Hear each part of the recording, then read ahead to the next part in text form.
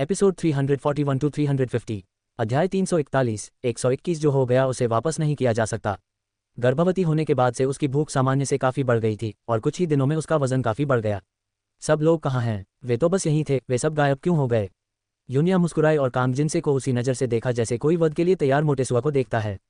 खाओ खाओ, ये तभी अच्छा है जब आप अच्छे और सफ़ेद हो जाएं। इस तरह वध करने से उपलब्धि की भावना मिलती है।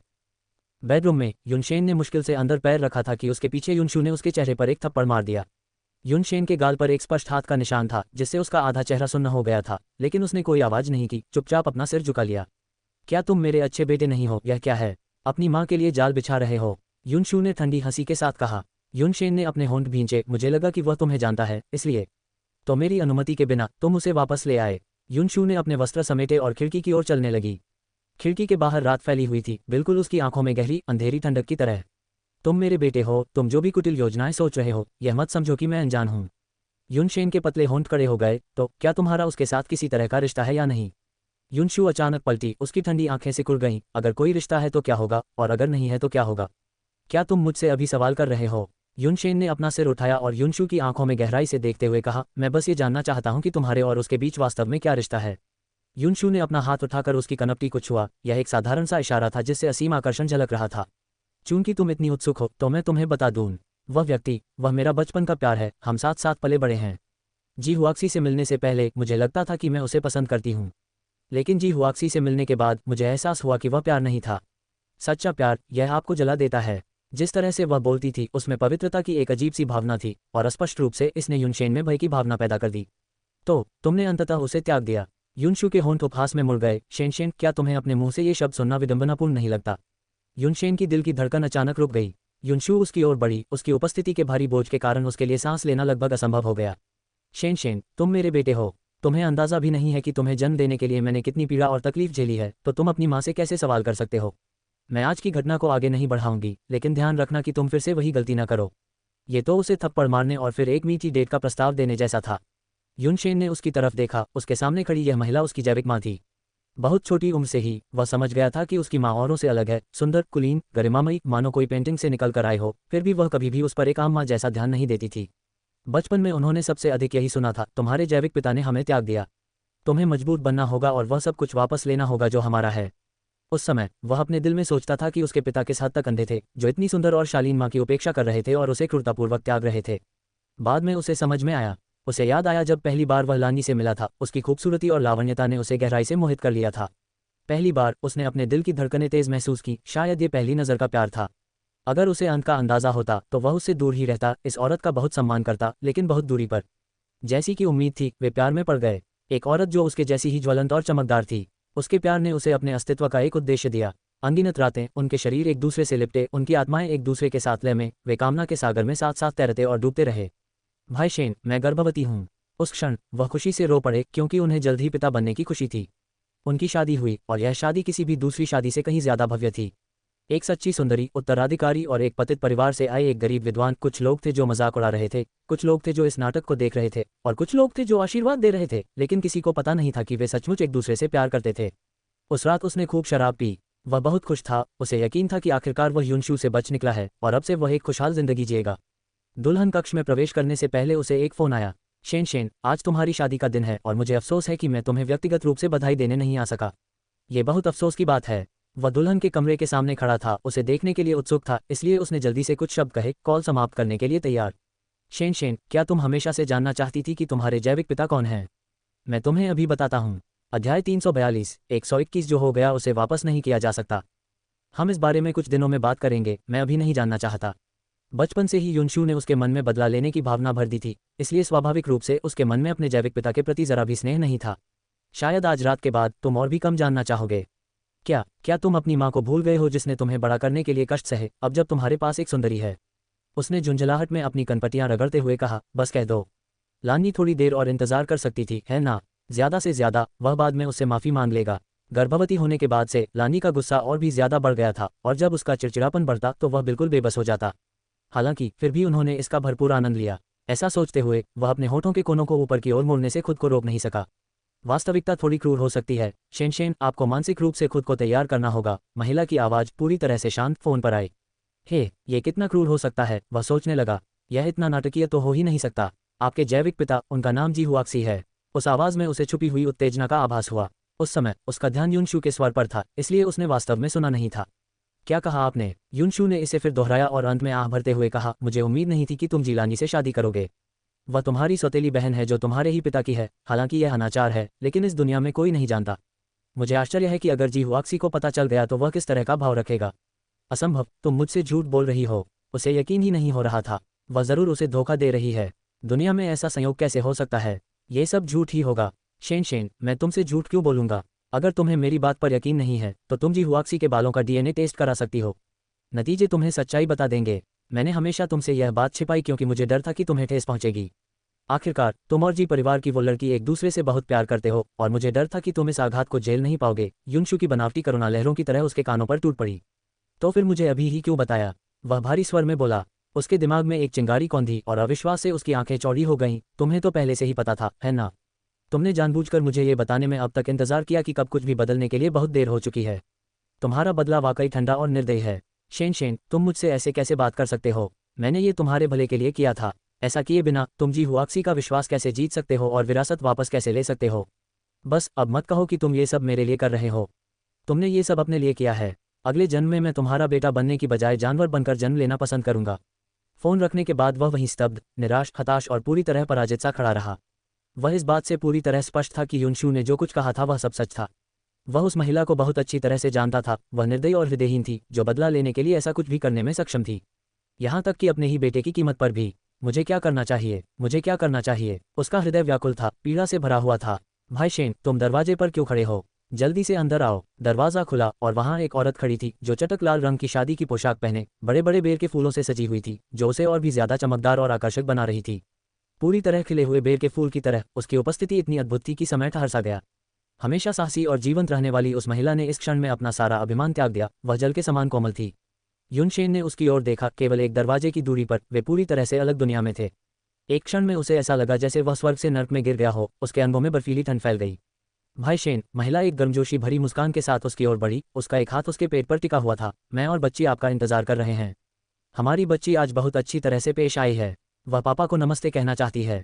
बच्चा। युनशेन ने अनायास ही महिला के पेट पर नजर डाली। उसकी पुतलियां अचानक सिकुड़ गईं। नहीं, ये बच्चा पैदा नहीं होना चाहिए।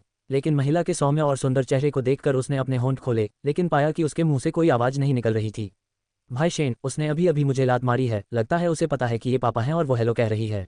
बोलते हुए उसने उसका हाथ पकड़ा और अपने पेट पर रख लिया। स्पर्श गर्म था। 3 महीने से ज्यादा समय से गर्भवती महिला के पेट पर हल्का सा उभार था। उसकी हथेली के नीचे एक छोटा सा उभार था जो किसी बुलबुले के फूटने जैसा हल्का सा था। हल्का सा, लेकिन फिर भी उसे दिखाई दे रहा था। वहां कोई उत्साह नहीं था, केवल गहरी घृणा और निराशा थी। भाई शेन, वह अभी अभी आई है। ऐसा लगता है कि उसे पता है कि यह पिताजी हैं जो आपको नमस्ते कह रहे हैं। महिला ने खुशी से कहा। डॉक्टरों का कहना है कि बच्चे को 4 महीने के आसपास हिलना डुलना शुरू कर देना चाहिए, लेकिन ऐसा लगता है कि हमारा बच्चा अच्छी तरह से विकसित हो रहा है। निश्चित रूप से भविष्य में वह बहुत बुद्धिमान बच्चा होगा। युनशेन ने अचानक अपना हाथ वापस खींच लिया और पीछे हट गया। अध्याय 343, 121 जो हो गया उसे वापस नहीं किया जा सकता। अंडरस्कोर 7। महिला ने उसे हैरान होकर देखा। भाई शेन, आपको क्या हुआ है? युनशेन ने उसे गहराई से देखा। उसकी आंखों में एक जटिलता और निराशा थी जो अथाह जाल की तरह थी, जिससे उसका दिल बैठ गया और एक अवर्णनीय भय धीरे धीरे उसके दिमाग पर हावी हो गया। मुझे माफ करना। वह एक कदम पीछे हटा, उसे एक आखिरी नज़र से देखा, फिर मुड़ा और तेजी से चला गया। भाई शेन, वह अवचेतन रूप से उसके पीछे भागी, लेकिन विशाल रात में उसका आकार कहीं नहीं मिला। और इस प्रकार ये त्रासदी उसी रात शुरू हो गई। बाद में ही युनशेन को अंततः एहसास हुआ कि जिलानी के साथ उसकी मुलाकात एक खूबसूरत दुर्घटना नहीं थी, बल्कि किसी और द्वारा सावधानीपूर्वक रची गई एक योजना थी। यह कोई और ही था जिसने उसे जन्म दिया और उसका पालन पोषण किया। वह क्या कर सकता था? उसे क्या करना चाहिए? 37 साल जीने के बाद भी उनका जीवन एक मजाक के अलावा कुछ नहीं था। बगीचे में वह आदमी उदास होकर शराब पी रहा था। उसके पैरों के पास खाली बोतलों की कतारें लगी थीं। वह कुर्सी पर दुबका हुआ रात के घने अंधेरे आसमान को घूर रहा था। अंकल फैंग कुछ ही दूरी पर खड़े होकर चिंता से देख रहे थे, फिर भी आगे बढ़ने की हिम्मत नहीं जुटा पा रहे थे। एक सुंदर आकृति धीरे धीरे अंधेरे से बाहर आए। उसके आगमन से रात की कड़कती हवा नरम पड़ गई और सब कुछ सौम्य लगने लगा। मिस यूनिया, युवा लड़की जिसके हाथ में एक कोट था, ने अंकल फैंग को एक कोमल मुस्कान दी। अंकल फैंग, आप पहले वापस जाए। मैं पिताजी का ध्यान रखूंगी। अंकल फैंग ने थोड़ा सा भौहें चढ़ाईं और बिना हिले दुले अपनी जगह पर खड़े रहे। यूनिया ने कुछ और नहीं कहा और युनशेन की ओर बढ़ गई। उसने युनशेन को कोट ओढ़ाया और उसके हाथ से बोतल ले ली। शराब में अपने दुखों को डुबोने से दुख और गहरा होता है। बहुत देर हो चुकी है, आराम करने का समय है। उसकी कोमल आवाज़ इतनी मार्मिक थी कि युनशेन अनायास ही उसे देखता रह गया। अचानक उसने अपने सामने खड़ी युवती की ओर देखा। उसके लंबे बाल नीचे की ओर लहरा रहे थे, उसके आधे चेहरे को ढंक रहे थे और सिर्फ आधा हिस्सा चांद की शीतल चमक से छू रहा था। उसकी भौहें अर्धचंद्राकार थीं, नाजुक और घुमावदार। उसकी आंखें चमकते तारों से भरे आकाश की तरह चमक रही थीं, जो धीरे धीरे हिल रही थीं। उनकी साफ आंखें उसकी वर्तमान अस्त व्यस्त अवस्था को दर्शा रही थीं। उसने अचानक उसकी बांह पकड़ ली, उसकी निगाहें उसके चेहरे पर टिक गईं। उनकी कर्कश आवाज से अनजाने में ही एक नाम निकल गया। यूनिया ने लापरवाही से अपने बालों को कान के पीछे कर लिया, जिससे उसकी आंखों में क्षणिक घृणा छिप गई। उसका अद्भुत सुंदर चेहरा बिना किसी छद्मवेश के उजागर हो गया था। सुंदर तो था, परंतु मूलतः वह उसकी स्मृति से परिचित चेहरा नहीं था। निराशा धीरे धीरे उसकी आंखों में बस गई, मानो झील का शांत पानी अब जरा सी भी लहर पैदा करने में असमर्थ हो। पिताजी, उसने अपने लाल होंठ खोले। उसकी शांत आवाज ने तुरंत युनशेन की तर्कसंगतता को वापस ला दिया। उसने अचानक हाथ छोड़ दिया और यूनिया को दूर धकेल दिया। उसकी निगाहें घृणा से भरी थीं, मानो उसने कुछ गंदी चीज देख ली हो। परिवर्तन वास्तव में तीव्र था। यूनिया ने अपने होठों पर मुस्कान लाकर धीरे से कहा, पापा, क्या आप माँ के बारे में सोच रहे थे? क्या आप मुझे बता सकते हैं कि वह कैसी इंसान थी? मुझे अब उनका चेहरा मुश्किल से याद आता है। उनकी कोमल और धीमी आवाज़ लोगों को आसानी से अपनी दुनिया में खींच लेती थी। युनशेन की आंखें गहरी हो गईं और उसने अपने होंठ भींच लिए और कुछ कहना नहीं चाहता था। पिताजी, युवा लड़की की नज़र धीरे से उन पर टिकी हुई थी। बचपन में मुझे लगता था कि म्याओ म्याओ और मैंने कुछ गलत किया है, इसीलिए तुम हमें पसंद नहीं करती। इसलिए मैंने बहुत कोशिश की कि मैं अच्छा बनूं। उम्मीद करती थी कि तुम एक पल के लिए ही सही मेरी तरफ देख तो लोगी। लेकिन कुछ नहीं हुआ, तुमने हमें एक बार भी गले नहीं लगाया। मैं अक्सर सोचती हूँ, आखिर मैंने क्या गलत किया था? या शायद तुम्हारे लिए हमारा वजूद ही एक गलती थी। उसकी मधुर आवाज में कोई दोष नहीं था, वह बस एक तथ्य बयान कर रही थी। अब मुझे पता चला, तुम बस छिप रहे थे। तुमने अपने दिल का सामना करने की हिम्मत नहीं की, तुम हमेशा भागते रहे हो। अपना मुंह बंद करो। युनशेन की अभिव्यक्ति अचानक ठंडी हो गई, उसकी आंखें यूनिया पर जम गईं। तुम माँ से बहुत ज्यादा प्यार करते थे, तुम अपनी नाकामी स्वीकार नहीं कर सकते, न ही अपनी नीचता का सामना कर सकते हो। तुमने युनशु के प्रति अपने प्यार को धोखा देने का फैसला किया और इस तरह तुमने उस औरत को खो दिया जो तुम्हें बेहद प्यार करती थी। सालों से तुम खुद को और दूसरों को धोखा देते रहे हो, शराब के नशे में खुद को सुन्न करते रहे हो, फिर भी तुम इतने कायर हो कि असली अपराधी के खिलाफ एक शब्द भी नहीं बोल सकते। यूनिया की कोमल आवाज सबसे क्रूर विडंबना थी, इतनी सूक्ष्म कि उसने सीधे युनशेन के सीलबंद दिल की सबसे गहरी गुफाओं को भेद दिया। युनशेन ने अचानक अपना सिर पकड़ लिया और पीड़ा से कराहते हुए कहा, बकवास बंद करो, बस अपना मुंह बंद करो। यूनिया ने धीरे से आह भरी, पिताजी, मैं आपकी खून की बेटी हूँ। माँ के अलावा इस दुनिया में मुझसे ज्यादा आपको कोई प्यार नहीं करता। जैसे ही वह बोल रही थी, उसकी आंखों से बड़ी बड़ी बूंदें गिरने लगीं, जो बहुत दुखी लग रही थीं। मैंने जिस पिता की कल्पना की थी, वह लंबा और राजसी था, मानो कोई विशाल वृक्ष मुझे तूफान से बचा रहा हो। भले ही आप मुझे पसंद नहीं करते थे, फिर भी मेरे दिल में आप हमेशा वो पिता रहेंगे जिनका मैं सबसे ज्यादा सम्मान करता हूँ। अध्याय 344, 121 जो हो गया उसे वापस नहीं किया जा सकता। दूसरों की गलतियों की सजा तुम खुद को क्यों देते हो? अगर माँ को पता चलता तो उनका दिल जरूर टूट जाता। वो तुमसे इतना प्यार करती थी, वो तुम्हें खुद से हार मानते हुए कैसे देख सकती थी? पिताजी, मैं यह आपकी सहानुभूति पाने के लिए नहीं कह रहा हूँ, मैं बस आपको इस तरह चलते हुए नहीं देखना चाहता। बकवास बंद करो, मैंने कहा था ना। वह आदमी अचानक उग्र हो गया, उसके हाथों ने अचानक यूनिया की गर्दन दबा दी, उसकी आंखों से एक खतरनाक और पागल ज्वाला फूट पड़ी। यूनिया अभी भी मुस्कुरा रही थी, उसकी स्पष्ट आंखें सीधे उसे घूर रही थीं। तुम्हें मेरे जन्म के समय ही ऐसा कर देना चाहिए था, मेरा गला घोंटकर मार देना चाहिए था, तब तुम्हें और कष्ट नहीं सहना पड़ता। उंगलियां और भी कसती गईं और सांस लेना धीरे धीरे मुश्किल होता जा रहा था। यूनिया की आंखें धीरे धीरे धुंधली पड़ने लगीं, फिर भी वे उसे बहुत कोमलता से देख रही थीं, मानो उसके हाथों मरने को तैयार हो। युनशेन एक पल के लिए ऐसी नज़र से चौंक गया, उसका उलझा हुआ दिमाग अचानक साफ हो गया और उसने अनजाने में अपनी उंगलियां ढीली कर दीं। यूनिया हौंकते हुए मेज पर टिकी हुई थी और जब उसने उसकी ओर देखा तो बोली, देखो, तुम अब भी मुझे मरते हुए नहीं देख सकते। युनशेन लगभग अस्तव्यस्त होकर भाग गया। यूनिया ने युनशेन की लड़खड़ाती हुई आकृति को देखा, उसके होंठ उपहास में मुड़े हुए थे, उसकी आंखों में अचानक बर्फ की तरह ठंडी घृणा की चमक थी, जो एक रसातल की तरह गहरी और ठंडी थी। उसने अपने हाथ से अपनी गर्दन को छुआ, उसे थोड़ा दर्द हुआ। युनशु ने कमरे का दरवाजा धक्का देकर खोला।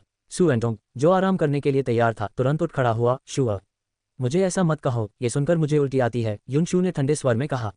सु एंटोंग का चेहरा कठोर हो गया और उसकी निगाहें उदास होकर झुक गईं।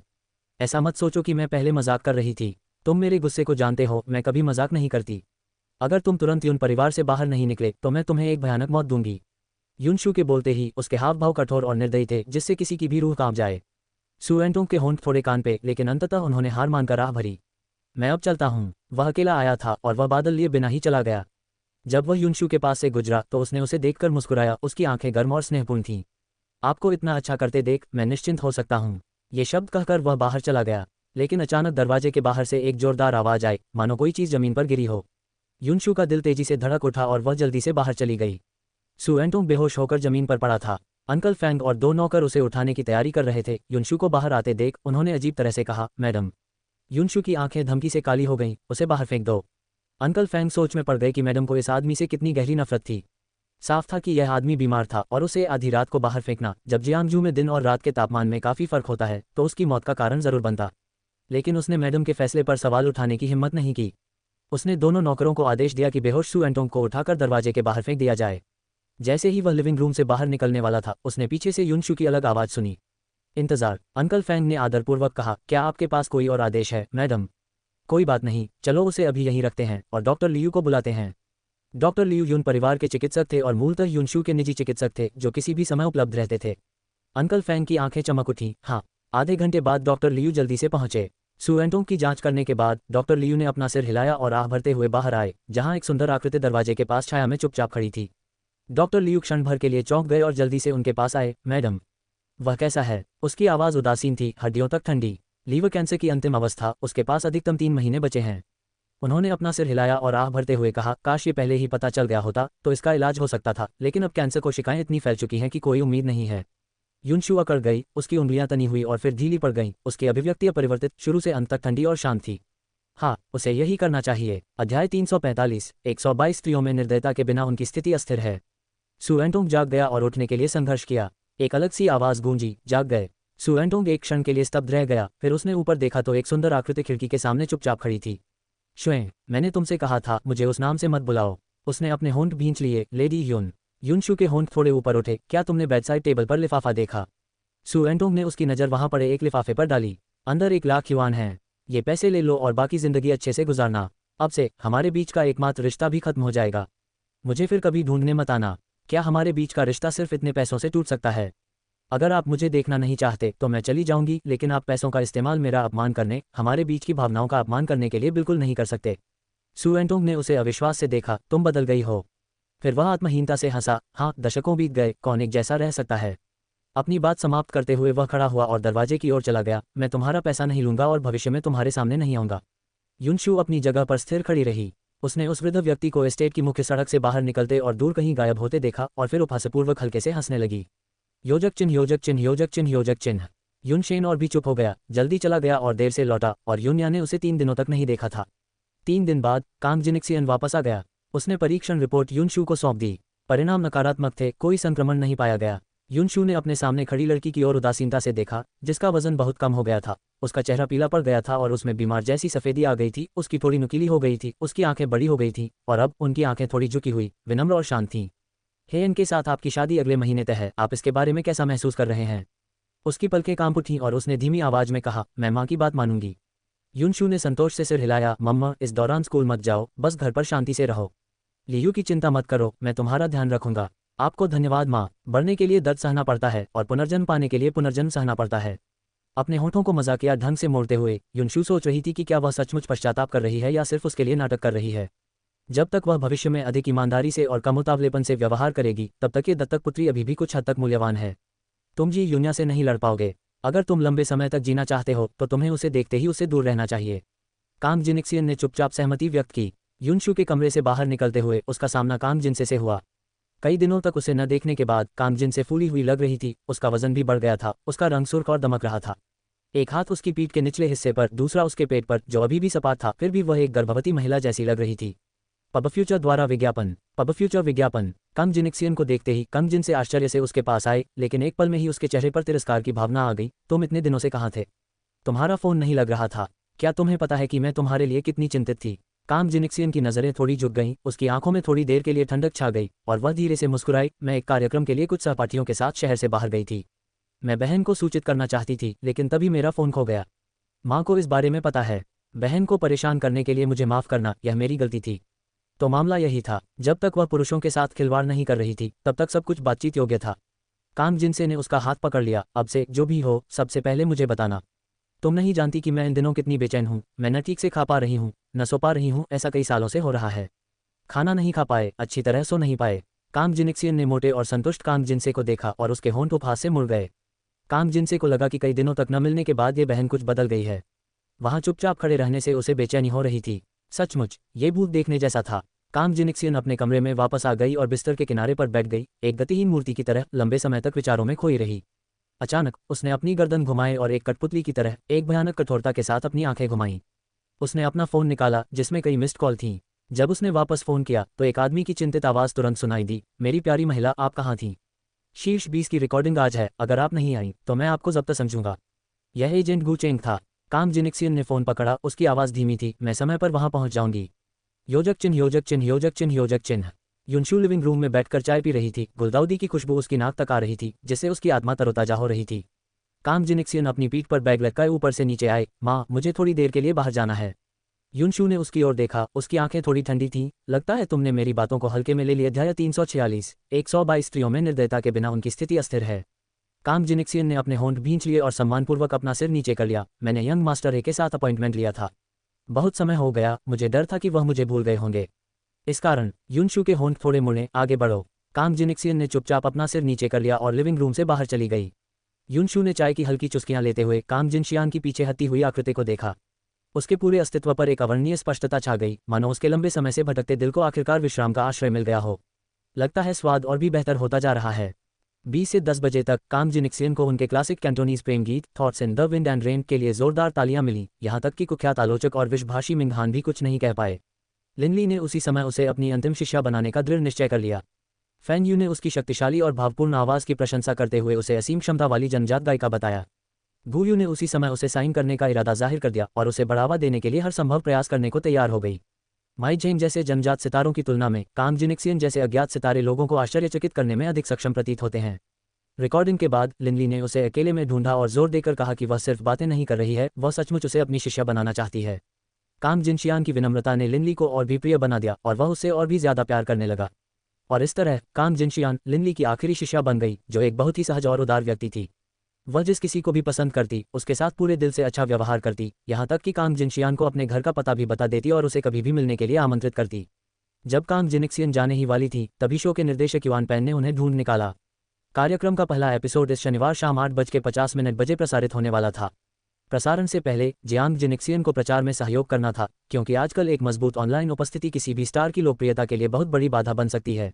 संक्षेप में, काम जिनिक्सियन को वीबो पर पंजीकरण कराना था और अपने प्रशंसक आधार का निर्माण शुरू करना था, जबकि प्रोडक्शन टीम और टीवी स्टेशन प्रचार को मजबूती प्रदान करते। उसी समय गू चेंग वहां आया और उसे देखते ही युआन पेन ने तुरंत मुस्कुराते हुए उसका अभिवादन किया। श्री गू, आप यहाँ क्यों आए हैं? दोनों ने हाथ मिलाया और गू चेंग ने मुस्कुराते हुए कहा, हमारा कांगले आपको परेशान कर रहा है। युआन पेन अचंभित रह गया। उसने चुपचाप एक तरफ खड़े काम जिनशियान की तरफ देखा और हंसते हुए सिर हिलाया, तो वो तुम्हारी प्रतिभा है। तुमने किसी और से पहले ही एक बेहतरीन संभावना को पकड़ लिया है। उसके लहजे में ईर्ष्या की एक झलक छिपी नहीं थी। भविष्य में हमें तुम्हें उसका ध्यान रखने के लिए परेशान करना पड़ेगा, गू चेंग ने कहा और बातचीत को उस मोड़ पर ले आया जहां युआन पेन स्वाभाविक रूप से इसका मतलब समझ गया। ये दोनों पक्षों के लिए जीत वाली स्थिति थी। गू चेंग का यह एहसान क्यों न स्वीकार कर लिया जाए। टीवी स्टेशन से निकलकर कार में बैठते हुए गू चेंग ने उसे एक अनुबंध दिया। आज से तुम आधिकारिक तौर पर जिंग हुआन के साथ अनुबंध पर हस्ताक्षर कर रही हो। अगर तुम्हें यह अनुबंध स्वीकार्य लगे तो आगे बढ़ो और इस पर हस्ताक्षर कर दो।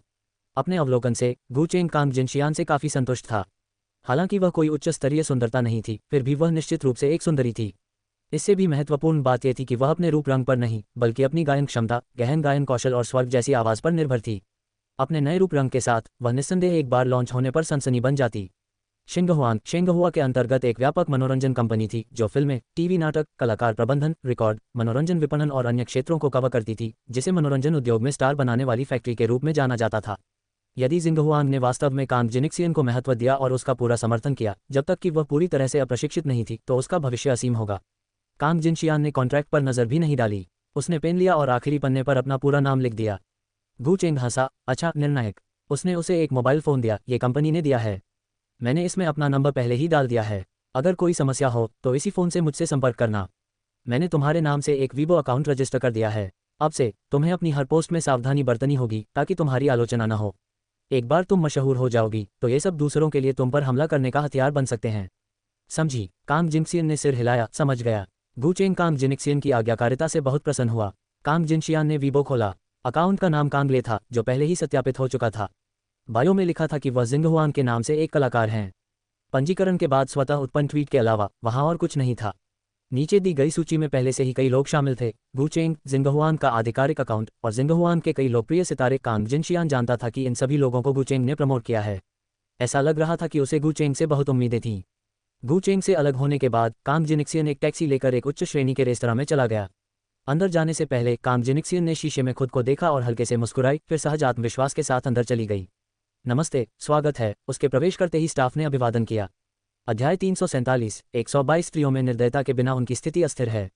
मेरा एक नियुक्ति है। वेट्रेस कांग जिनिक्सियन को एक निजी छोटे डिब्बे में ले गई और जैसे ही वह अंदर गई, वह आदमी जो लंबे समय से इंतजार कर रहा था, उसके चेहरे पर पहले से ही अधीरता दिखाई दे रही थी। कांग जिनिक्सियन मुस्कुराया और कहा, युवा मास्टर है, मुझे आपको इंतजार कराने के लिए खेद है। उसे देखते ही हेयन की आंखें चमक उठीं। आज कांग जिनशियान ने पुदीने के हरे रंग की लंबी पोशाक पहनी हुई थी। उसका पतला शरीर ताजगी भरा और मुलायम था, मानो गर्मी के दिन की ठंडी हवा चल रही हो, जिसने हेयन के दिल की चिड़चिड़ाहट को तुरंत उड़ा दिया। कोई बात नहीं, एक खूबसूरत लड़की हमेशा इंतजार के लायक होती है, उसने कांग जिनिक्सियन का हाथ थामते हुए कहा। उस कोमल स्पर्श ने हेयन के दिल में लहरें दौड़ा दी और वह उस रात को याद किए बिना नहीं रह सका। कांग जिनिक्सियन पर उसकी नजरें साफ तौर पर आग की तरह भड़क उठीं। कांग जिनिक्सियन ने शांति से अपना हाथ वापस खींच लिया, उसके सामने बैठ गई और अपने कान के पास के बालों को हटाने के लिए हाथ उठाया, एक सरल इशारा जिसने हेयन के दिल को बुदबुदाया। युवा मास्टर है, मैं आज यहाँ हमारी शादी के बारे में चर्चा करने और आपको कुछ बताने आई हूँ। कांग जिनिक्सियन ने एक कोमल मुस्कान के साथ कहा और अपने बैग से एक कागज का टुकड़ा उन्हें थमा दिया। नजर रखना। हेयान ने उसे उठाया और देखा कि उसमें कई मेडिकल शब्द भरे हुए थे। उसने सिर्फ एक शब्द पहचाना, मूत्र HCG पॉजिटिव, और उलझन में ऊपर देखा, यह क्या है? कांग जिनिक्सियन मुस्कुराए, उसका एक हाथ उसके पेट के निचले हिस्से पर था। मैं गर्भवती हूँ। हेयान इस बात से इतना हैरान हुआ कि उसके पास कहने को शब्द नहीं बचे। उसने अविश्वास से पूछा, तुमने क्या कहा? डॉक्टर ने कहा है कि अल्ट्रासाउंड से गर्भावस्था का पता लगाना अभी बहुत जल्दी है, लेकिन मूत्र और रक्त परीक्षण दोनों से पता चला है कि मैं गर्भवती हूँ। युवा मास्टर है, अगर आप ये बच्चा नहीं चाहते तो मैं आपको मजबूर नहीं करूंगी। मैं कल ही गर्भपात के लिए अस्पताल जाऊंगी। अपनी बात खत्म करते हुए उसने अपने होंठ काट लिए, जाहिर तौर पर अनिच्छुक और व्यथित, फिर भी वह सहती रही। उसका पीला रंग नाजुक सुंदरता का एक स्पर्श जोड़ रहा था, जो हेयन के दिल को छू रहा था। क्या बच्चा सचमुच मेरा है? उसे मुख्य रूप से इस बात से परेशानी थी कि जब वे साथ थे तब कांग जिनिक्सियन कुंवारी नहीं थी, और तब से यह बात उसके दिल में चुभ रही थी। कांग जिनशियान ने उसे नाराजगी भरी नजरों से देखा। युवा मास्टर है, अगर आपको मुझ पर भरोसा नहीं है तो पूछने की कोई जरूरत नहीं है। लगता है हमारे पास कहने को और कुछ नहीं है। मैं कल गर्भपात करवा लूंगी। फिर उसने जाने के लिए अपना बैग उठाया। उस नज़र से प्रभावित होकर हेयन ने अपने दिल में हलचल महसूस करते हुए जल्दी से खड़ा हो गया और उसे वापस पकड़ लिया। मुझे विश्वास है, मुझे विश्वास है। कांग जिनिक्सियन ने अपने होंठ काटे, अचानक खुद को उसकी बाहों में फेंक दिया और धीरे से सिसकते हुए बोली, मैं केवल 18 साल की हूँ। अगर दूसरों को पता चल गया कि मैं शादी से पहले गर्भवती हूँ तो मैं कैसे जी पाऊंगी? मेरे लिए अभी मर जाना बेहतर होगा। हेयन उसके कोमल शरीर से उत्तेजित होकर उसकी करुण पुकार सुनकर अपने हृदय में एक खुजली महसूस कर रहा था, और जैसे ही उसने उसकी पीठ थपथपाकर उसे सांत्वना दी, उसने सांत्वना देते हुए कहा, यदि बच्चा मेरा है तो निश्चित रूप से मैं उसकी जिम्मेदारी लूंगा। चलो अगले महीने शादी कर लेते हैं। लेकिन मैं तो केवल 18 साल का हूँ। हम पहले शादी समारोह आयोजित करेंगे और जब तुम शादी के लिए कानूनी उम्र की हो जाओगी तो हम शादी का पंजीकरण करा सकते हैं। ये बच्चे की भलाई के लिए भी है, क्या तुम्हें नहीं लगता? कांग जिनिक्सियन ने गंभीरता से कहा, लेकिन मुझे अभी भी स्कूल जाना है। हेयान ने भी यही सोचा था। बच्चे के जन्म के बाद अगर तुम पूर्णकालिक गृहिणी बनना चाहती हो तो ठीक है, या अगर तुम कॉलेज जाना चाहती हो तो भी ठीक है। इसके अलावा मेरी माँ अभी जवान है और कुछ सालों तक बच्चे की देखभाल कर सकती हैं। कांग जिनिक्सियन ने असहाय होकर कहा, ऐसा लगता है कि अब कोई और विकल्प नहीं है। पिता बनने के बारे में सोचकर ही हेयन इतना खुश हुआ कि उसके चेहरे पर मुस्कान आ गई।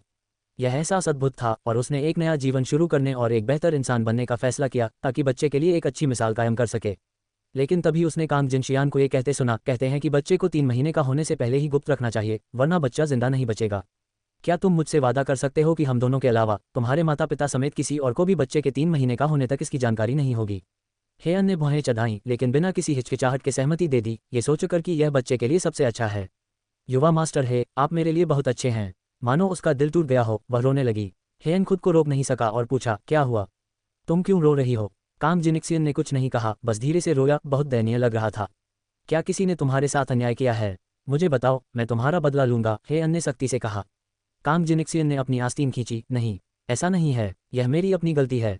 जब वह बोल रही थी तो उसकी आस्तीन नीचे खिसक गई, जिससे उसके हाथ पर जख्म के निशान दिखाई दिए, जो देखने में चौंकाने वाला दृश्य था। कांग जिनिक्सियन ने जल्दी से आस्तीन को वापस ऊपर खींचने की कोशिश की, लेकिन हेयन ने तेजी से उसे पकड़ लिया और ठंडे स्वर में पूछा, यह क्या है? कांग जिनिक्सियन की आंखें दूर चली गईं, उसके आंसू और भी तेजी से बहने लगे। अध्याय 348, 122 स्त्रियों में निर्दयता के बिना उनकी स्थिति अस्थिर है। हेयान एक कुख्यात प्लेबॉय होने के बावजूद हमेशा औरतों के साथ अच्छा व्यवहार करता था और उनके साथ बुरा व्यवहार होते देखना बर्दाश्त नहीं कर सकता था। उसकी बातें सुनकर उसने कहा, तुम मेरे बच्चे की माँ हो, मेरी होने वाली पत्नी हो, ऐसी कौन सी बात है जो तुम मुझे नहीं बता सकती? कांग जिनिक्सियन ने अपने होंठ काट लिए, उसकी आंखें बारिश में नाशपाती की तरह थीं, कमजोर और दयनीय। मैं यून परिवार में बस एक पालक बेटी हूँ और अब जब वैध बेटी वापस आ गई है तो मैं बेकार हो गई हूँ। यूनिया के साथ मेरी बस कुछ मौखिक असहमतियां थीं और उसने किसी से मुझे पिटवाया था। सिस्कना सिस्कना। हेयन धार्मिक क्रोध से भर गया। इतना सुंदर दिखने के लिए मुझे इस तरह की दुर्भावना की उम्मीद नहीं थी। और लेडी यून के बारे में क्या वह सिर्फ आपको धमकाते हुए देखती है? माँ हमेशा मेरे साथ अच्छी रही हैं, लेकिन यूनिया आखिरकार उनकी जैविक पोती है, और अगर मुझे थोड़ा कष्ट होता है तो कोई बड़ी बात नहीं है। हेयन ने सहानुभूतिपूर्वक उसका हाथ पकड़ लिया। मुझे उम्मीद नहीं थी कि तुम यून परिवार में ऐसा जीवन जियोगी। निश्चिंत रहो, अब से मैं तुम्हारा अच्छे से ख्याल रखूंगा। कांग जिनिक्सियन ने सावधानी से उसकी ओर देखा। अगर मैं यून परिवार में पसंदीदा नहीं हूं तो क्या आप मुझे अस्वीकार नहीं करेंगे? निर्भरता की उस नज़र ने हेयन के पुरुष अहंकार को संतुष्ट किया। कभी नहीं, तुम मेरे बच्चे की माँ हो, मैं तुम्हें बिल्कुल भी कष्ट नहीं होने दूंगा। कांग जिनिक्सियन ने उन्हें एक कोमल मुस्कान दी। युवा मास्टर है, आपसे मिलना वास्तव में मेरे पिछले 3 जन्मों का सौभाग्य है। हेयन ने भौहें चढ़ाईं। क्या तुम अब भी मुझे यंग मास्टर है कह रहे हो? मुझे मेरे नाम से बुलाओ, आओ, मुझे सुनाने के लिए कहो। शर्म से लाल हुई कांग जिनशियान ने डरते डरते अपनी नज़रें नीचे झुका लीं और धीरे से पुकारा, हेयन। उस आवाज़ ने, उस व्यवहार ने हेयन को इतना प्रभावित किया कि वह उसे गले लगाने और उसके चेहरे पर 2 जोरदार चुंबन जड़ने से खुद को रोक नहीं पाए। कांग जिनिक्सियन की आंखों में ठंडक की एक चमक तुरंत गायब हो गई जब उसने मुस्कुराते हुए अपनी बाहों को हेयन की गर्दन के चारों ओर लपेटा और अपने होठों को उत्सुकता से पेश किया। छोटे से निजी कमरे में बात लगभग बढ़ ही गई थी, लेकिन ये कांग जिनिक्सियन था जिसने उसे धीरे से दूर धकेल दिया। बच्चा। हेयन ने आह भरी। उसकी इच्छाएं मुश्किल से नियंत्रित हो सकी और वह तुरंत बाहर चला गया। मैं शौचालय जाऊंगा। हेयन के जाने के बाद कांग जिनिक्सियन ने गुस्से में अपना मुंह रुमाल से पोंछा। उसकी आंखें घृणा से घूम रही थीं, उसकी उंगलियां उसके हाथ की हथेली में धंसी हुई थीं, एक ऐसा दर्द जिसने उसे सहने की याद दिला दी। ऐसा लग रहा था कि यह कदम सही था। हालांकि हेयान को एक औरतखोर के रूप में जाना जाता था, लेकिन सच तो ये था कि वह बुरा इंसान नहीं था। ये बात उसे अपने पिता से विरासत में मिली थी। कहा जाता है कि उनके पिता हे चेंग भी अपनी जवानी में एक मशहूर प्लेबॉय थे, लेकिन लेडी हे से मिलने के बाद उन्होंने घर बसा लिया था और अब वे व्यभिचारी नहीं रहे, जिससे हे चेंग को डरपोक होने की प्रतिष्ठा मिली। लेडी ही की अपने पति को संभालने की उत्कृष्ट, चतुर और योग्य क्षमता के लिए प्रशंसा की जाती थी। उसने एक अफवाह सुनी थी कि एक युवा मॉडल हेयन के बच्चे से गर्भवती हो गई है और हेयन उसे शादी करने पर अड़ा था। लेकिन फिर पता चला कि वह मॉडल उसे धोखा दे रही थी और हेयन ने गुस्से में उस व्यभिचारी जोड़े को सुअरबाड़े में डलवा दिया। चाहे यह अफवाह सच हो या नहीं, हेयन अपने बच्चों को बहुत महत्व देने के लिए जानी जाती थी और इसलिए उसने एक मौका लेने का फैसला किया।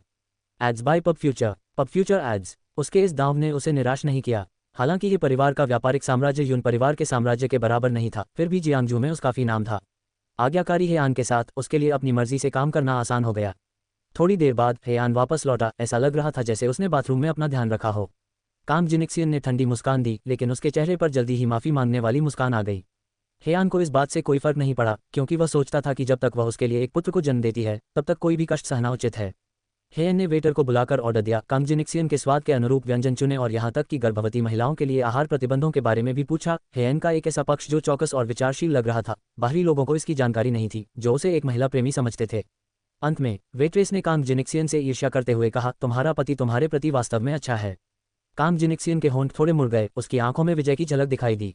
रात के खाने के बाद हेयन ने उसे वापस लाने की पेशकश की और कांग जिनिक्सियन ने मना नहीं किया। जैसे ही वे रेस्तरां से बाहर निकलने वाले थे, 2 लोग एक दूसरे की बाहों में बाहें डाले अंदर आते हुए मिले। महिला आकर्षक और मनमोहक थी, पुरुष सुसंस्कृत और विद्वान था। वे 2 ऐसे लोग लग रहे थे जो एक साथ कभी नहीं देखे जाएंगे, फिर भी वे वहां थे। एक अनकही समझ का भाव उन्हें घेरे हुए था। कांग जिनिक्सियन रुक गई। उसकी नज़र उस जोड़े की आपस में गुथी हुई बाहों पर पड़ी। महिला ने भी उसे देखा था। उसकी आंखें कांग जिनिक्सियन के बगल में हेयन पर चंचलता से घूम रही थीं और उसने मुस्कुराते हुए उनका अभिवादन किया। मिस कांग, यंग मास्टर है, आपको इस रेस्तरां में देखना कितना संयोग है। हेयान ने उस महिला को बाईरान के रूप में पहचान लिया। क्या वह यूनशेन की पत्नी नहीं थी? वह एक अजनबी के साथ बाहों में बाहें डाले क्यों थी? अपनी भाभी द्वारा इस कृत्य में पकड़े जाने पर भी उसने कोई शर्म या शर्म का संकेत नहीं दिखाया। इसके बजाय बाईरान ने मोहक मुस्कान के साथ अपने पति को बेशर्मी से धोखा दिया। अध्याय 349। 122 स्त्रियों में निर्दयता के बिना उनकी स्थिति अस्थिर है। लेकिन जब आप कांग जिनशियान की बहन के बारे में सोचते हैं तो वह हुआ देश की सबसे मशहूर और बेशर्म मालकिन है। यूशेन के आगे बाईरान तो बस एक शौकिया सी लगती है। हालांकि हेयान एक पुरुष था और यूनशेन के नज़रिए से स्वाभाविक रूप से बाईरान को बर्दाश्त नहीं कर सकता था। यह महिला सचमुच हद दर्जे की बेशर्म थी। कांग जिनिक्सियन को अभी तक पता नहीं था कि बाईरैन ने यूनशेन को तलाक दे दिया है, इसलिए जब उसने उसे सार्वजनिक रूप से एक आदमी से चिपके हुए देखा तो वह यूनशेन की ओर से आक्रोश महसूस करने से खुद को नहीं रोक सकी। वह आदमी सुंदर था और उसका आभामंडल भी अच्छा था। बाईरान, जो अपनी व्यभिचारी प्रवृत्ति के लिए जानी जाती थी, को पसंद करने की उसकी क्या अंधता थी? या फिर बाईरान ने उसे रख लिया था? भाभी, ये कौन है? कांग जिनिक्सियन की नज़र बाईरैन के पास खड़े आदमी पर पड़ी। लंबा और साफ सुथरा चेहरा, उसकी हर हरकत में एक विद्वान और सौम्य आकर्षण झलक रहा था। बिल्कुल भी ऐसा आदमी नहीं जो अपनी सुंदरता बेचता हो। बाईरान मुस्कुराए और निनकिंगलिन की ओर देखने लगी। उसकी आंखों में स्नेह पूरी तरह से छिपा नहीं था। वह कौन है, आपको जल्द ही पता चल जाएगा। जैसे ही उसने अपनी बात पूरी की, उसने हेयन की ओर एक बाण उठाए। युवा मास्टर है, आपको आपका निमंत्रण पहले ही मिल गया होगा। मैं आज रात बाई परिवार के घर पर आपकी उपस्थिति की प्रतीक्षा कर रही हूँ और मुझे आशा है कि मिस कांग भी अपनी उपस्थिति से हमें सम्मानित करेंगी। कैसा निमंत्रण? कांग जिनिक्सियन उलझन में दिख रहा था। तभी वह आदमी जो अब तक चुप था मुड़ा और बाई रान को एक प्यारी सी मुस्कान दी। उसकी आंखें कोमल और स्नेह भरी थीं और उसने अपनी उंगलियां उसकी उंगलियों में कसकर फंसा लीं और धीरे से कहा, रान चलो। बाईरान ने दोनों की ओर एक बार भी नजर डाले बिना सिर हिलाया और उस आदमी के साथ चली गई। कांग जिनिक्सियन ने मन ही मन सोचा कि यह आदमी सचमुच अंधा होगा या वह केवल बाईरैन के रूप और धन से आकर्षित था जो उसके सुंदर चेहरे की पूरी बर्बादी थी। वापस आते समय हेयन ने कांग जिनिक्सियन की ओर देखा, बाई परिवार के घर पर आज रात के भोज के लिए मेरी साथी बनो। कांग जिनिक्सियन ने एक पल के लिए हिचकिचाहट के बाद धीरे से मुस्कुराते हुए कहा, मुझे पहले अपनी माँ की राय पूछ लेने दीजिए और अगर वह सहमत होंगी तो मैं आपके साथ चलूंगी। हेयन को यून परिवार में कांग जिनिक्सियन की स्थिति का पता था, इसलिए उसने और कुछ नहीं कहा। ठीक है, मुझे बाद में फ़ोन करना और मैं तुम्हारे लिए एक पोशाक तैयार कर दूंगा। कांग जिनशियान ने जाने से पहले हेयन को अपने घर पर एक कप चाय पीने के लिए आमंत्रित किया और वह तुरंत सहमत हो गया। युनशू ने कंग जिनिक्सियन को हेयन के साथ वापस आते देखा और ये देखते हुए कि हेयन कंग जिनिक्सियन के प्रति काफ़ी सभ्य लग रही थी, वह मदद नहीं कर सका और हेयन को बैठने के लिए आमंत्रित किया। उसका रवैया पहले की तुलना में बहुत गर्म था, लेकिन हेयन को यह औरत ज़्यादा पसंद नहीं थी। आखिरकार आसियान उसकी दत्तक पुत्री थी और अब जब उसकी अपनी पोती वापस आ गई है तो उसने आसियान की पूरी तरह से उपेक्षा की थी, घोर पक्षपात किया था। तभी प्रवेश द्वार से एक कोमल और सुंदर आवाज़ आई, चाची आसियान, क्या आप मेरे भावी चाचा को वापस ले आए हैं? हेयान को लगा कि आवाज़ बहुत मधुर है और उसकी दिशा में देखते हुए उसने एक नाजुक आकृति को धीरे धीरे आते देखा। लड़की ने हल्के गुलाबी रंग का लंबी आस्तीन वाला शिफॉन ब्लाउज पहना हुआ था जो उसकी पतली गोरी गर्दन को और भी निखार रहा था और नीचे सफ़ेद रंग की ऊंची कमर वाली ए लाइन स्कर्ट थी। उसकी टांगें लंबी और सीधी थीं और जैसे जैसे वह पास आती उसकी स्कर्ट का हल्का सा हिलना उसकी संतुलित और मनमोहक सुंदरता को उजागर करता। ऐसी आकृति के साथ हेयन, जो महिलाओं की पारखी है, मुश्किल से निगल पाए। फिर उसने उसका चेहरा देखा, उसके बाल जूड़े में बंधे हुए थे जिससे उसका बेदाग और आकर्षक चेहरा दिखाई दे रहा था। एक नुकीला अंडाकार चेहरा, गोरी और चिकनी त्वचा, रंग के बिंदुओं जैसी गहरी आंखें, सिनबर जैसे लाल होंठ, हर मुस्कान और हर नज़र गर्मजोशी और आकर्षण से भरी, मानो कोई किसी पेंटिंग से निकल कर आया हो। हेयन की आंखों में आश्चर्य की एक झलक दिखाई दी जब वह नवागंतुक को लगभग मंत्रमुग्ध होकर देख रहा था। हेयन की कामुक निगाहें देखकर कांग जिनशियान इतनी क्रोधित हुई कि लगभग पीछे की ओर गिर पड़ी। वह भी अभी उसके साथ छेड़खानी कर रहा था और अब एक खूबसूरत लड़की को देखकर वह अपने असली रंग में आ गया था जिससे वह भड़क उठी। यूया, तुम वापस आ गई। कांग जिनशियान ने हेयन का ध्यान अवरुद्ध कर दिया। उसकी हरकत ने हेयन को उसके दिवास्वप्न से बाहर निकाल दिया। यूनिया ने मुस्कुराते हुए हेयन का अभिवादन किया, भविष्य के चाचा, हम फिर मिलेंगे। हेयन ने सोचा कि मिस यून सबसे खूबसूरत महिला थी जिसे उसने कभी देखा था, लेकिन कांग जिनिक्सियन के शब्दों को याद करते हुए उसकी रुचि काफ़ी कम हो गई। सुंदर तो थी, लेकिन वह एक घातक स्त्री थी, उस प्रकार की स्त्री जिसके साथ वह उलझने का जोखिम नहीं उठा सकता था। यूनिया जितना अधिक धीरे से मुस्कुराता उतना ही अधिक वह घृणा महसूस करता, हमेशा इस चिंता में रहता मानो उसके सामने खड़ी लड़की किसी भी क्षण विषैले सांप में बदल सकती है। यूनिया उसे देखकर ही बता सकती थी कि वह क्या सोच रहा था। ऐसा लग रहा था कि कांग जिनिक्सियन ने इस प्लेबॉय का दिल पूरी तरह से जीत लिया था और उसके सामने उसके बारे में बुरा भला कहा होगा। उसने कोई आपत्ति नहीं की और उनके सामने बैठ गई। उसके हर हाव भाव से एक अवर्णनीय लालित्य और कुलीनता झलक रही थी जो उसके और कांग जिनिक्सियन के बीच के अंतर को उजागर कर रही थी। कांग जिनिक्सियन ने अपनी मुट्ठी कसकर भींच ली, मन ही मन जी यूनिया को कोस रही थी, फिर भी उसके चेहरे पर एक सौम्य मुस्कान बनी रही। अध्याय 350, 122 स्त्रियों में निर्दयता के बिना उनकी स्थिति अस्थिर है। यूनिया ने युनशू की ओर देखा जो शीर्ष सीट पर शांत भाव से चाय की चुस्कियां ले रहा था और मुस्कुराया, क्या दादी को निमंत्रण मिला? चाची बाई आज रात बाई परिवार में एक भोज का आयोजन कर रही हैं, सभी अधिकारों के अनुसार हमें निमंत्रण मिलना चाहिए था। मैंने किया, युनशू ने उदासीनता से कहा। यूनिया ने अपनी बाहें उठाईं, ओह, तो क्या दादी भी शामिल होंगी? आखिरकार आप 10 सालों से एक दूसरे को जानते हैं। बाहरी दुनिया को यून परिवार की उदारता दिखाने के लिए दादी का शामिल होना बेहतर होगा। युनशू के होंठों पर एक ठंडी मुस्कान आ गई, क्या ऐसा है? तो फिर तुम दादी की तरफ से क्यों नहीं जाती? यूनिया मुस्कुराई, मुझे बहुत खुशी होगी। बाईरान के बारे में बात करते हुए हेयन ने कहा, जब मैं और जिनिक्सियन रेस्टोरेंट से निकल रहे थे तो हमने देखा कि मिस बाई एक आदमी के साथ काफ़ी अंतरंग दिख रही थी। सौभाग्य से हम ही थे जो उनसे मिले, अगर वह मीडिया होता तो कौन जानता कि वे क्या अप्रिय कहानियां करते। यूनिया मुस्कुराई, ऐसा लग रहा था कि बाईरान प्रोफेसर निंग के साथ थी। युनशू की अभिव्यक्ति अपरिवर्तित रही। उसने शांत भाव से कहा, बाईरान का अब यून परिवार से कोई लेना देना नहीं है।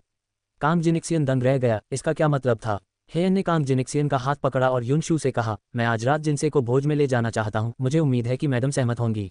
बेशक, मैं सहमत हूँ, उसने कांग जिनिक्सियन से मुस्कुराते हुए कहा, आज दोपहर को कुछ सौंदर्य उपचार करवा लो, मैं लुओलिन से कई गाउन भेजवाऊंगी, एक चुन लो, हमें यून परिवार को अपमानित नहीं करना चाहिए। उन्होंने कहा, जिनिक्सियन मेरी मंगेतर है, इसलिए स्वाभाविक रूप से ये सब मुझ पर निर्भर है। युनशू ने संतुष्टि में सिर हिलाया और कांग जिनिक्सियन से कहा, युवा मास्टर वह देखभाल कर रहे हैं, आपको इसे संजोना चाहिए। यह एक चेतावनी थी। कांग जिनिक्सियन ने आज्ञाकारी भाव से अपना सिर झुकाया, मैं समझती हूँ। हेयन को लगा कि यून परिवार में जिनिक्सियन बहुत संयमित लग रही थी, उसके साथ रहते हुए वह जीवंत नहीं थी। उसने सोचा कि युनशू और यूनिया अक्सर उसे परेशान करते होंगे, अन्यथा वह इस तरह से व्यवहार नहीं करती। यूनिया ने उनकी सूक्ष्म बातचीत देखी और अपने होठों पर ठंडी मुस्कान बिखेर दी। इतनी जल्दी छाया से बाहर आने और हेएन के साथ ऐसे छेड़खानी करने में सक्षम होना जैसे कि कुछ हुआ ही न हो। कांग जिनक्सियन, यह मासूम छोटी सफ़ेद कमल, उसने शायद उसे कम करके आंका था। तभी कांग जिनसे, जो जाग चुकी थी, बेडरूम से बाहर निकली। कांग जिनक्सियन और हेयान को देखकर वह सहज ही रुक गई और मुस्कुराकर उनका अभिवादन किया। पब फ्यूचर द्वारा विज्ञापन। पब फ्यूचर विज्ञापन। हेयान ये देखे बिना नहीं रह सका कि कांग जिनसे उसकी पिछली धारणा से अलग लग रही थी। अब कांग जिनसे का वजन बढ़ गया था, जिससे उसका चेहरा गोल-मटोल और गुलाबी हो गया था। राष्ट्रीय परी नाम अब उस पर जचता नहीं था। वह एक साधारण गृहिणी जैसी लग रही थी। उसकी आभा बहुत मंद हो गई थी। ऐसा कहा जाता है कि वजन बढ़ने से सब कुछ बर्बाद हो जाता है, और यह कहावत वास्तव में सटीक थी। कांग जिनसे उसके पास आया और उसके पेट को छूते हुए बोला, युवा मास्टर है, हमारी आजियान की इतनी अच्छी देखभाल करने के लिए धन्यवाद। हालांकि उस औरत की प्रतिष्ठा बहुत अच्छी नहीं थी, पर आखिरकार वह जिनशियन की सगी बहन थी। उसने मुस्कुराते हुए बात टाल दी, मुझे यही करना चाहिए। उसकी नज़र उसके पेट पर पड़ी। उसका व्यवहार किसी गर्भवती महिला जैसा था, मानो वह ये सुनिश्चित करना चाहती थी कि किसी को ये बात पता न चले कि वह गर्भवती है। इसलिए कांग जिनसे ने जानबूझकर उसके पेट पर थपथपाया। हेएन की आंखें सिकुड़ गईं। कांग जिनसे वास्तव में गर्भवती थी। ये स्पष्ट था कि वह किसका बच्चा ले जा रही थी। यून परिवार वाकई पूरी तरह से अस्त व्यस्त था। वैद्य पत्नी एक जवान प्रेमी को साथ रखती थी, जबकि मालकिन शान से घर में रहती थी। उसका पेट धीरे धीरे बढ़ रहा था। युनशु को दोबारा देखने पर यह स्पष्ट था कि वह इसकी आदी हो चुकी थी। यून परिवार का घर वास्तव में अव्यवस्थित था। ऐसे परिवार में जिनशियन को बहुत कष्ट सहना पड़ा होगा। दोपहर में हेआन को जिनशियन को कपड़े ट्राई करने और ब्यूटी ट्रीटमेंट के लिए ले जाना था, इसलिए थोड़ी देर बैठने के बाद वे चले गए। यून परिवार से बाहर निकलते हुए हेआन खुद को रोक नहीं पाए। क्या तुम्हारी बहन गर्भवती है? कांग जिनक्सियन ने सहज रूप से अपनी भौहें सिकोड़ लीं और हल्के से आह भरी। मेरी बहन ने इतने सालों तक संघर्ष किया है, आखिरकार उसे वह मिल रहा है जिसकी वह हकदार है। हेआन की ओर मुड़कर उसने कहा, बाहर सब मेरी बहन को दूसरी औरत कहते हैं, लेकिन उसका दर्द कौन समझता है? मेरी बहन भाई से बहुत पहले मिली थी, मिस जी को जानने से भी पहले। उस समय मेरी बहन भाई के साथ थी। बाद में, क्योंकि माँ को मेरी बहन पसंद नहीं थी, उन्होंने उन दोनों को अलग होने के लिए मजबूर किया और भाई ने मिस जी से शादी कर ली और जी परिवार का दामाद बन गया। हालांकि मिस जी और भाई की आपस में नहीं बनती थी और उनकी शादी सिर्फ नाम की थी। बाद में भाई ने मेरी बहन के साथ अपने रिश्ते को फिर से मजबूत किया। तब तक भाई चुपके से मिस जी को तलाक देने के लिए राजी हो चुका था। बाहरी दुनिया को समझ नहीं आया और उसने मेरी बहन को दूसरी औरत करार दे दिया। फिर बाई परिवार की मिस बाई ने भाई पर नजरें गड़ा दी, उसे शराब में नशीला पदार्थ पिला दिया और उसके साथ रात बिताई। बाद में उसने बच्चे का इस्तेमाल करके भाई को उससे शादी करने के लिए धमकाया, लेकिन भाई ने उससे कभी प्यार नहीं किया। वह मेरी बहन से प्यार करता था और इसलिए मेरी बहन बिना किसी उपाधि के भाई के साथ रही, यहाँ तक कि बाहर से कड़ी आलोचना और बदनामी भी झेली। मुझे सच में बहुत अफसोस है मेरी बहन, और अब सारी कठिनाइयों के बाद उसे अंततः कुछ खुशी मिल गई है। आगे की कहानी सुनाने के लिए वी एम स्टोरी वर्ल्ड को सब्सक्राइब करो।